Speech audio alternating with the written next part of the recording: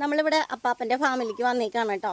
നിറച്ച് പശുക്കളുണ്ട്, പിന്നെ കുറേ മാങ്ങയും ചക്കയൊക്കെ ഉണ്ട്. അപ്പോൾ നമ്മൾ അതൊക്കെ ഒന്ന് പൊട്ടിച്ച് കൊണ്ടുപോകാൻ വേണ്ടിയിട്ട് വന്നതാണ്.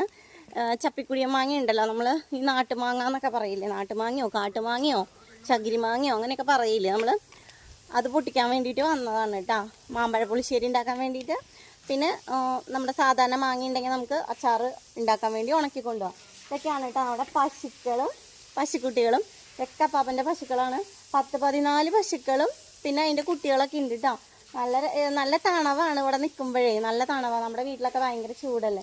ഇവർ നോക്കണത് കുറേ ഹിന്ദിക്കാരാണ്. അപ്പോൾ അവർ അവിടെയാണ് കേട്ടോ, സൈഡിലാണ് താമസിക്കണത്. ആ സൈഡിലാണ് താമസിക്കണത്. നിറച്ച് പശുക്കളുണ്ട്, കുറേ പശുക്കളുണ്ട്. അപ്പോൾ ഇപ്പോൾ അപ്പാപ്പൻ പാലെടുക്കാൻ വേണ്ടിയിട്ട് വന്നതാണ്. പാലെടുക്കാൻ വേണ്ടിയിട്ട് വന്നപ്പോൾ നമ്മളും കൂടെ പോകുന്നതാണ് കേട്ടോ. നമുക്ക് മാങ്ങയും ചക്കയൊക്കെ കിട്ടില്ലല്ലോ അവിടെ, പൂനെയിൽ ഇതൊന്നും കിട്ടില്ല.